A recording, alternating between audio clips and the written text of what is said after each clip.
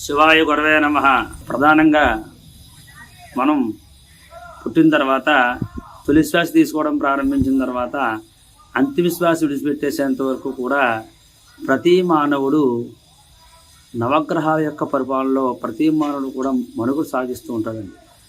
అయితే ప్రధానంగా ఇక్కడ తెలుసుకోవాల్సిన విషయం ఏంటంటే అండి, ఈ 9 నవగ్రహాలు కూడా మంచి గ్రహాలు కాదు, అలాగని చెడ్డ గ్రహాలు కూడా కాదు. కొన్ని మంచివి ఉన్నాయి, కొన్ని చెడ్డవి కూడా ఉన్నాయి. అంచేత మనకి కొంత మంచి జరుగుతూ వస్తుంటుందండి, కొంత చెడు కూడా జరుగుతూ వస్తూ ఉంటుంది. అయితే ఈ యొక్క నవగ్రహాల యొక్క పరిపాలనలో సూర్యుడు ఒక విధమైన ఫలితాన్ని, చంద్రుడు ఒక విధమైన ఫలితాన్ని, కుజుడు ఒక ఫలితాన్ని, బుధుడు ఒక ఫలితాన్ని, గురుడు ఒక ఫలితాన్ని, శుక్రుడు ఒక ఫలితాన్ని, శనేశ్వరుడు ఒక ఫలితాన్ని, రాహు ఒక ఫలితాన్ని, కేతు ఒక ఫలితాన్ని, ఇట్లా 9 నవగ్రహాలు కూడా ఒక్కొక్క ఫలితాన్ని మనకి ఇస్తూ ఉంటాయండి.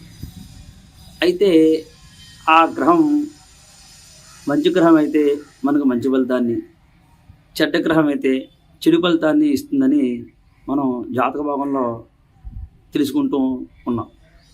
అందుచేత ఈరోజు మనం చెప్పబోయే వీడియోలో ప్రధానంగా మొట్టమొదట శనీశ్వరుడు గురించి మనం తెలుసుకోవాలి. అయితే ఈ యొక్క శనీశ్వరుడు మొట్టమొదట ప్రాణానికి కారకుడు, ఆయుష్ కూడా ఈ శనీశ్వరుడే కారకుడు. అయితే ఈ శనీశ్వరుడు మనల్ని ఎలా పరిపాలిస్తాడంటే అండి, మనం పుట్టిన తర్వాత తొలి శ్వాస తీసుకోవడం ప్రారంభించిన తర్వాత అంతిమ శ్వాస విడిచిపెట్టేసేంత వరకు ప్రతి మానవుడు నవగ్రహాల యొక్క పరిపాలనలో మనుగడ సాగిస్తాడని మనం చెప్పుకున్నామండి. అయితే ఈ 9 నవగ్రహాలు మనం ఎంతకాలం పరిపాలిస్తాయి అంటే కనుక 120 సంవత్సరాలు పరిపాలిస్తాయండి. ఆయా గ్రహాల యొక్క సంఖ్యా పరిమాణం మేరకు. ఆ 120 సంవత్సరాలలో శనీశ్వరుడు యొక్క పీరియడ్ వచ్చినప్పుడు అండి, ఆ శనీశ్వరుడు మనల్ని 19 సంవత్సరాలు పరిపాలిస్తూ ఉంటాడండి. ఈ 19 సంవత్సరాలలో మనకి చికాకులు కలిగించడం, ఇబ్బందులు కలిగించడం, యాక్సిడెంట్లు గురి చేయడం, మనస్థిమితం లేకుండా చేయడం, ఏ కార్యక్రమాన్ని ప్రారంభించినా కూడా మధ్యలోనే ఆటంకాలు కలగజేస్తూ ఉండడం, ఏ పని ప్రారంభించినా కూడా ఉత్సాహవంతంగా చేయకపోవడం, ఇట్లాంటివన్నీ శనీశ్వరుడు మనకి కలగజేస్తూ ఉంటాడు. అయితే ఈ యొక్క శనీశ్వరుడు ప్రధానంగా ప్రాణానికి, ఆయుష్కి కూడా ఈ యొక్క శనీశ్వరుడే కారకుడు. అందుచేత మనం పుట్టిన వెళ్ళిపోయే పర్యంతం ఈ యొక్క 120 సంవత్సరాలలో 19 సంవత్సరాలు శనీశ్వరుడు పరిపాలిస్తూ ఉంటాడని చెప్పుకున్నాం కదండి. ఈ 19 సంవత్సరాలు కాకుండా మళ్ళీ అష్టమ శని, అర్ధాష్టమ శని, ఏలినాటి శని అని చెప్పేసి ఈ శని దోషాలు కూడా మళ్ళీ మనకు వస్తూ ఉంటాయండి, వాళ్ళ జాతక రీత్యా. అయితే అట్లాంటి శని దోషాలు వస్తూ ఉన్నప్పుడు మనం ఏం చేయాలంటే, శనీశ్వరుని యొక్క బారి నుంచి బయటపడాలి అంటే అండి, మనం ఏం చేయాలి అంటే కనుక చక్కగా ఉదయమే లేచి కాలకృత్యములు దంతాలను కూడా నెరవేర్చుకొని స్నానం చేసి చక్కగా నుదురికి చక్కగా విభూది పెట్టుకొని ముందు ఈశ్వరునికి నమస్కారం చేసుకోవాలి. ఈశ్వరుని ఆరాధన చేయాలి. ప్రధానంగా ఈశ్వర ఆరాధన చేసిన తర్వాత చక్కగా శనేశ్వరు దగ్గరికి వెళ్ళింది. ఆ యొక్క శనేశ్వరుడు కూడా నల్ల నువ్వుల నూనెతో చక్కగా అభిషేకం చేయించి, చక్కగా నల్ల నువ్వులు, పాత బెల్లం, ఉప్పు, పాత మేపు, నల్ల తవికల గుడ్డ ఇవి తీసుకొని చక్కగా ఆ యొక్క నువ్వుల దానం పెట్టిన బ్రాహ్మణులు ఉంటారు, వాళ్ళ చక్కగా ఈ యొక్క దానాన్ని ఇచ్చి ఆ యొక్క శనీశ్వరునికి బారి నుంచి మనం తెప్పించుకోవచ్చు. అయితే ఈ యొక్క శనీశ్వరుడికి ప్రధానంగా సమీపత్రం, ఆ యొక్క జమ్మిపత్రి ఆ యొక్క శనీశ్వరుడు బాగా ఇష్టం అండి.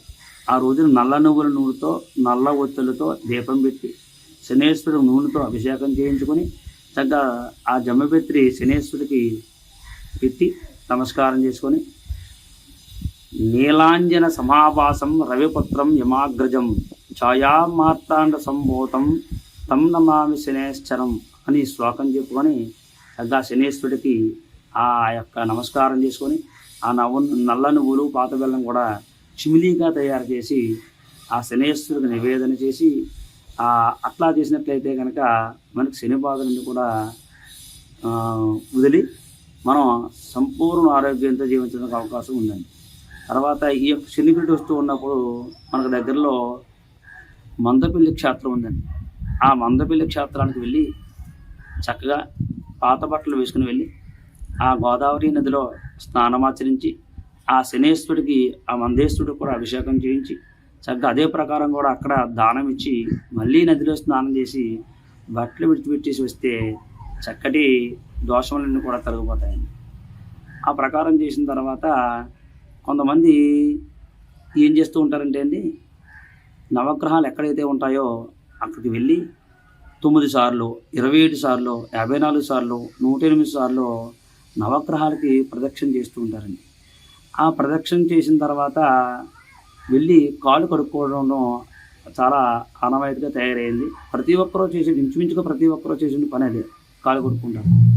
అట్లా కాళ్ళు కడుక్కుంటే ఎటువంటి ఫలితం ఉండదు. నవగ్రహాలకు ప్రదక్షిణ చేసిన తర్వాత ఎప్పుడు కూడా కాళ్ళు కడుక్కోకూడదండి. కాళ్ళు కడుక్కుంటే మీరు చేసిన ప్రదక్షిణ అంతా కూడా వృధా అయిపోతుందండి.